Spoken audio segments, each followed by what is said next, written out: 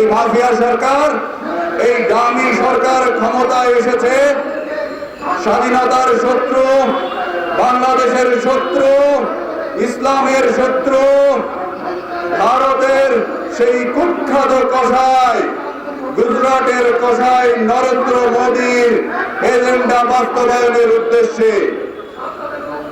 এরা 14 সালে এই সরকারকে ক্ষমতায় এনেছে এই দেশের গণতন্ত্রকে ধ্বংস করার জন্য। তাই সেদিন এদেশে বিনা ভোটের সরকার এরা প্রতিষ্ঠিত করেছে। 18 সালে নিশিরাতের সরকার প্রতিষ্ঠিত করেছে এদেশের অর্থনীতিকে ধ্বংস করার জন্য।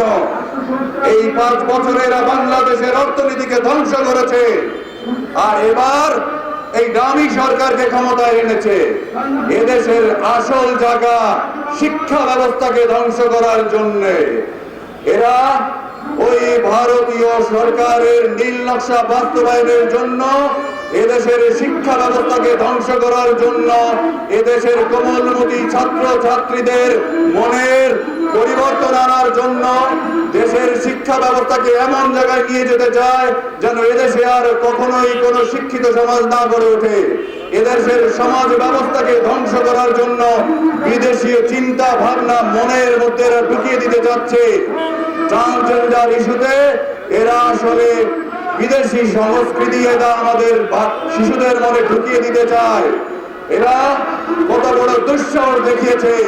ইসলাম ধর্মের বইয়ে তারা অন্য ধর্মের সংস্কৃতি, অন্য ধর্মের লেখা ঢুকিয়ে দিয়েছে। কত বড় দজ্জাল এরা, কত বড় কুলাঙ্কার এদেশের শিক্ষা ব্যবস্থা নিয়ে যারা খেলাধুলা করছে তারা সাবধান হয়ে যান, সাবধান হয়ে যান, নতুবা এদেশের জনগণ আপনাদেরকে ছুঁড়ে ফেলে দেবে।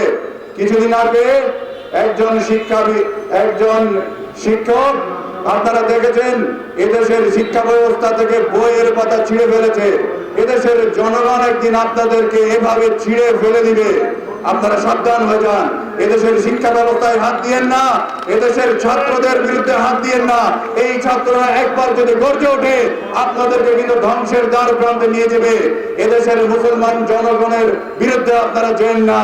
আপনারা যত অপকর্মই করুন, মুসলমান সমাজ, এদেশের ছাত্র সমাজ, এদেশের সমাজ ব্যবস্থার বিরুদ্ধে যদি আপনারা কোনো পদক্ষেপ নেন আপনাদেরকে কিন্তু আমরা ছিঁড়ে ফেলবো, ধ্বংস করে দেব, পালাবার পথ পাবেন না। আপনারা সাবধান হয়ে যান। এদেশের ছাত্র সমাজ কিন্তু এখন এক হয়েছে। তারা বুঝতে পেরেছে আমরা আপনাদের এই যে অর্থনীতি ধ্বংসের পর শিক্ষানীতি ধ্বংসের প্রয়োজনা শুরু করেছেন তা আমরা হতে দিব না। এদেশের আরেকটি বড় সমস্যা এদেশের বেকার সমাজ। এতদিন আপনারা বলেছেন আপনারা বেকারদের চাকরি দিবেন, অথচ গত 5 বছরে অর্থনীতি ধ্বংস করার মাধ্যমে আমরা এদেশে দেখতে পাচ্ছি বেকারত্বের সমস্যা দিনকে দিন অনেক বেড়ে গেছে। এদেশের শিক্ষিত ছেলেমেয়েরা আজকে চাকরি না পাচ্ছে না। আপনারা বেকারদের তো কাজ দিলেন না, হাতে তুলে দিলেন ইয়াবা দিয়ে ধ্বংস করে দিচ্ছেন এদেশের বেকারদের। তাদেরকে ধ্বংস করে দিয়ে আপনারা এদেশকে পঙ্গু করে অন্য দেশের করদ রাজ্যে পরিণত করতে চান। এটা হবে না। যদি আপনাদের কাছে টাকা না থাকে, আপনাদের আত্মীয় স্বজনরা যে সিঙ্গাপুরে টাকা পাঠিয়েছে, পাচার করেছে, ওই টাকা নিয়ে আসুন। এদেশের বেকার সমাজকে ভাতা দিন। যদি চাকরি না দিতে পারেন ভাতা দিন, নতুবা ক্ষমতা ছেড়ে দিয়ে এদেশের ইসলামপন্থী জাতীয়তাবাদী যত যে সরকার হবে তাদের হাতে ক্ষমতা ছেড়ে দিন। যারা দেখিয়ে দিবে কিভাবে এদেশের মানুষের, এদেশের শিক্ষকদের, ছাত্রদের পক্ষে, ইসলামের পক্ষে, মুসলমানের পক্ষে, দেশের পক্ষে কাজ করতে হয়, কিভাবে বেকার সমাজকে আবার গড়ে তুলে তাদেরকে চাকরি দিয়ে তাদেরকে পুনর্বাসিত করতে পারে। আপনারা তো কিছুই পারলেন না। আপনারা শুধু পেরেছেন একটি কাজ, এদেশে ব্যাংক ধ্বংস করতে পেরেছেন, বিদেশে টাকা পাচার করতে পেরেছেন, আর অর্থনীতি ধ্বংস করতে পেরেছেন, গণতন্ত্র ধ্বংস করেছেন। এভাবে চলতে পারে না, এইভাবে আর চলতে আমরা দিব না। বারবার আপনারা ওই সরকারের, ওই বিদেশির মদতে ক্ষমতায় থাকতে পারবেন না। পৃথিবীতে কেউ কোনোদিন ক্ষমতায় থাকতে পারেনি, আপনারাও থাকতে পারবেন না। আপনাদেরকে এদেশের সমাজ, এদেশের ছাত্র সমাজ গর্জে উঠছে, ফুঁসে উঠছে। আপনারা কিন্তু সাবধান হয়ে যান। আপনারা ছাত্র সমাজের বিরুদ্ধে হাত দিয়েছেন, আপনারা জানেন না। আপনারা আগুন নিয়ে খেলছেন। আগুন নিয়ে খেলার পরিণতি কি হয়? আগুন আপনাদের মস্তককে জ্বালিয়ে পুড়ে ধ্বংস করে দিবে।